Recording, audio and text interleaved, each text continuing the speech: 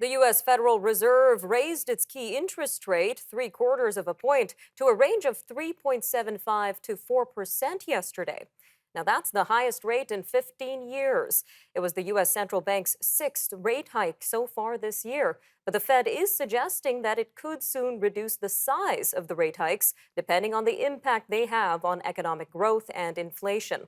Well, joining us now to give us his take on these recent hikes is Thomas Caldwell, chair of Caldwell Securities Limited. Sir, welcome back to Forum Daily.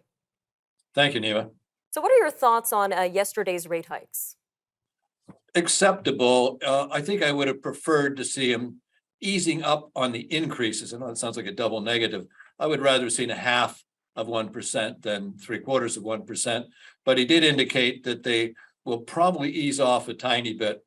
I find it quite ironic that the people who caused the inflation are now going to be the ones to solve the inflation.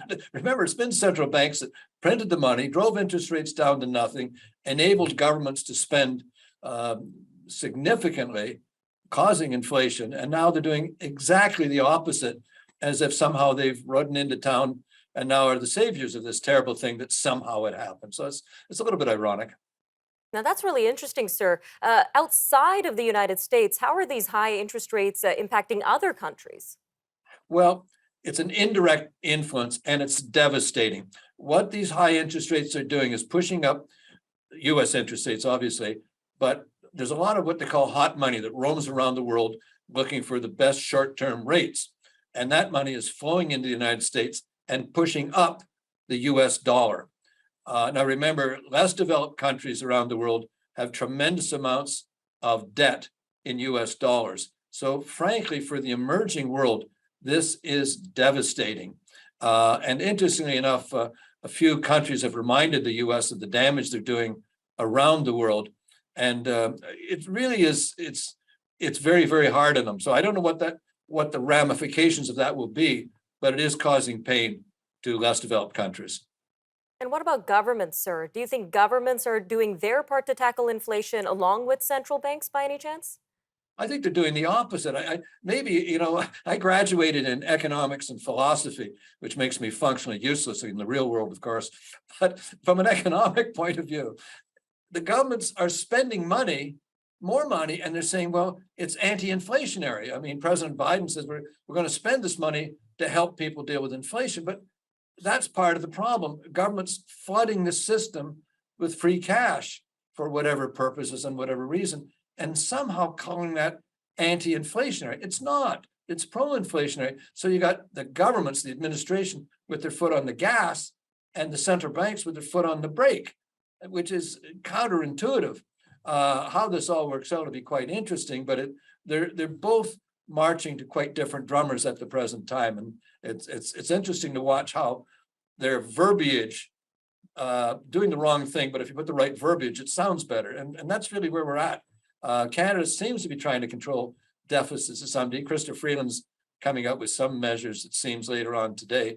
Some of it quite bizarre, frankly, but we'll see what they come up with. But basically, they're not in sync with central banks, as I can see it.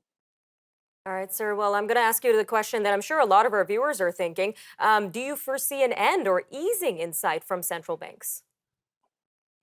Well, again, it sounds kind of perverse. It'll be an easing of the tightening, if that makes sense to anybody. I think Mr. Powell already indicated that the next increases may not be at this level. I think they might try to fine tune it a little bit. So you might see a few more increases, but I think they'll be smaller in magnitude. Remember, central banks have put the economies into the ash can on many occasions in the past, because tightening money now doesn't have an impact for maybe 12 to 18 months.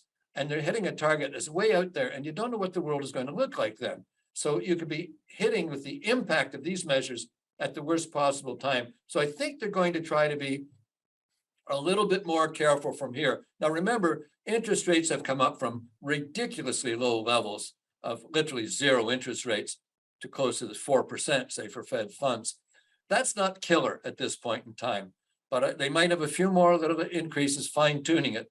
But I think they're going to be careful at this point in time, because they can do real damage 6, 12, 18 months from now. Lots to keep our eyes on. Mr. Caldwell, always great having you on Forum Daily. Thank you again for your time today. Thank you, Nima. All the best.